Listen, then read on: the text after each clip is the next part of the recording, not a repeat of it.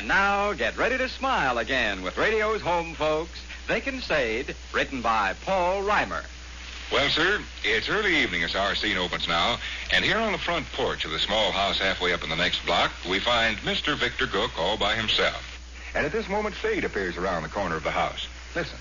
Hey, this grass seed isn't taking a hold in some places.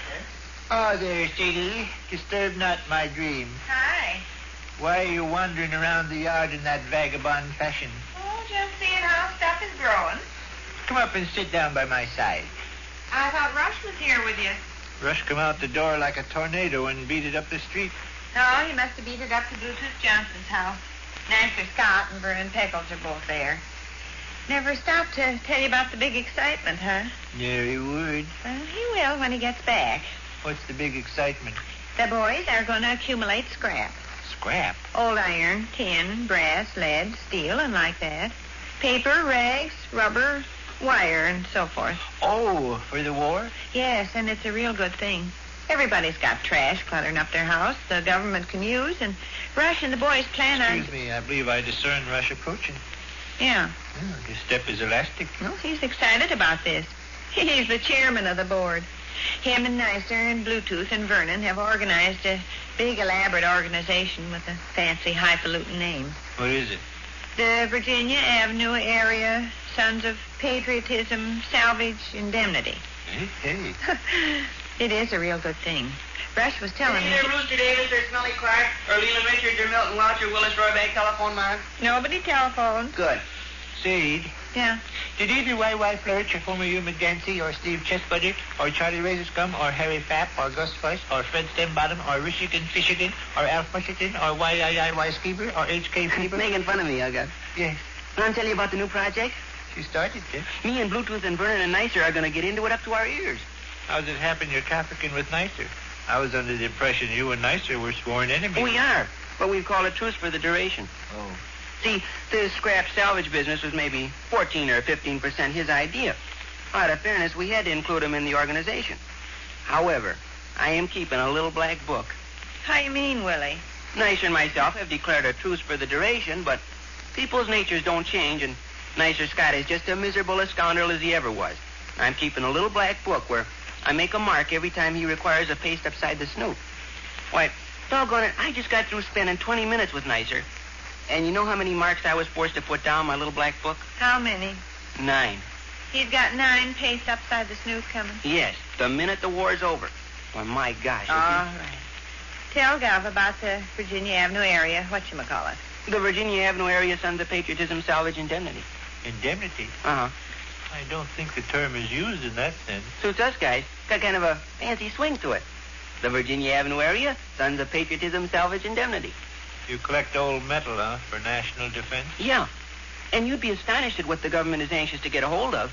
Doorknobs, hinges, keys, locks, knives, scissors, ashtrays, roller skates, stove pokers, screwdrivers, faucets, sinks, pliers, hoes, pickaxes. I could run along half an hour. You collect all that from the people in the neighborhood here and send it to the government? No, you don't send it to the government. The government's got no way to handle it. We collect the scrap and sell it to the junk man. Well, what's he do with it? Sells it to manufacturers. Oh. You can either dispose of your scrap through a junk man, or you can donate it to a collection bureau downtown. Us guys prefer to deal with the junk man. Isn't that kind of mixing up financial gain with your patriotism? Well, I don't know as it is, Gov. Realizing a profit is something of an incentive. Of course, patriotism is a great big incentive in itself, but making some money on top of that just adds to the incentive. Yes, that's true. I'm greatly pleased with the setup. Uh-huh. Seems to me, Annabelle, that people would prefer to sell their own scrap if there's a profit in it. Well, yes, lots of people will. Those that have a lot of stuff laying around. But the government advises you not to call your junk dealer till you got 100 pounds accumulated. I doubt if very many ladies in this neighborhood got that much, eh, Mom? No, probably not. Most everybody's got some little knick-knack cluttering up their attic or cellar. Trash they hesitate to throw away, and yet trash they wish they didn't have to give house room to. That kind of scrap they'll hand over quick as a wink. Glad to get rid of it. And feeling good because they know they're taking part in something. Uh-huh. And the darndest rubbish the government wants to get a hold of. Rubber heels, overshoes, tennis slippers, hot water bottles, bathing caps. Gosh, the list is a mile long. An individual don't want to burn or destroy a single article. Government want paper? Sure. Do you know how much scrap paper is required to make containers for shells? No. 100 pounds. Do you know how much scrap paper was used to pack the cans of canned tomatoes the Army bought last year? 100 pounds. 20,000 pounds of scrap paper was required. Where'd you get all your information, Rush? Mr. Chin Bunny gave quite a speech in Assembly this morning. Oh. Oh, I can whip out facts and figures by the bushel. Reason I inquired about paper, Vic. Uh-huh. Them monstrous great big piles of magazines you got down cellar. Those monstrous big piles of magazines should remain down cellar. But they take up so much space I could use. Makes me mad every time I look at them. In the fruit room, there's that horrible, enormous stack of kitchenware dealers' quarterlies, and in the furnace room, there's that awful, tremendous pile of Lodge magazines. Is there any sense in cherishing them and letting them keep up high every year? No, I guess not. I can part with them without a qualm at a time like this. Hey, there's that fine nicer Scott. Ain't he the dandy half-witted lame brain strutting around eating a hunk of bread with jelly on it? Just the sight of him makes you mad, huh? Just the sight of him makes me feel like putting down another mark in my little black book. Paste upside the snoot. Paste upside the snoot. How did he earn all those paste upside the snoot that you recorded in your little black book this evening? Various outrageous statements he made. He was telling me how intense his family is when they get into something. My Uncle Ralph, he said, fell in love with an Ohio lady. He told this Ohio lady he was so insane about her, he'd go so far as to disown his grandfather. And he done it. At a ceremony held in Hoffman City, Oklahoma, he publicly disowned his grandfather, who died of grief 20 minutes later. Hey. Nicer Scott earned himself a mark in my little black book for that excellent story. He earned himself another peachy mark by describing how patriotic his Uncle Harry is. How patriotic is his Uncle Harry? Here's how patriotic his Uncle Harry is. Uh-huh. That nitwit ox. How patriotic is Nicer's Uncle Harry? Well, sir, according to Nicer, his Uncle Harry owns the Central Indiana and Midwest Railroad. Never heard of it. No, and neither did anybody else. How patriotic is Nicer's Uncle Harry? He's so patriotic, he tore up his railroad. Went out on the tracks in person with a pick and shovel, removed all the rails, and give them to the government. Also, he gave the government all his locomotives and tools. All in all, he gave the government 10,000 miles of track, 46 locomotives, and 19 switch engines. That's pretty patriotic. Isn't it, though? Of course, there was one bad feature, according to Nicer. What was that?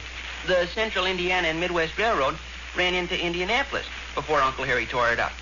Now Indianapolis is cut off from outside civilization. People can't take a train in or take a train out.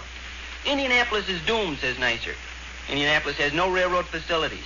Indianapolis will dwindle from a great thriving city to a little village at the side of the road. All because of Uncle Harry's patriotism. Yes. I give Nicer 2 marks in my little black book for that fine true story.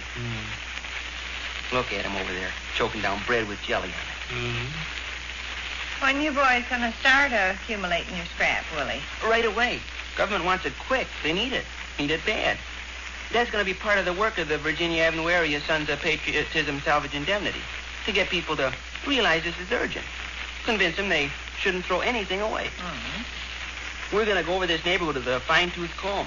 We'll get old alarm clocks, bicycle tires, rakes, shovels, pots, pans, springs, bowls, stovepipes, chains, everything. And we know the ladies will be glad to come across. Well, I think they will. Doggone it. You think about it a second, and you understand they'll be overjoyed to come across. We don't care particularly if they give us their scrap or not. They can take it downtown to the collection bureau, or they can call for their own junk man. Just so they dig it up out of their cellars and attics and start it moving. Yes. I was talking with a fella down at the office the other day that was telling me... Mosquito. Stuck me with his needle good. I was talking with a fella down at the office the other day. Now look at Nicer Scott. What's he doing? Tying his shoe. You're not going to give him a mark in your book just for that. Sure I am. Going to paste him upside the snoot for just tying his shoe? Sure. That's a strange world. Oh, tell me the name of your organization again, Willie. I want to have it straight to tell people. The Virginia Avenue Area Sons of Patriotism Salvage Indemnity. The Virginia Avenue Area Sons of Patriotism Salvage Indemnity. That's right. It's nice.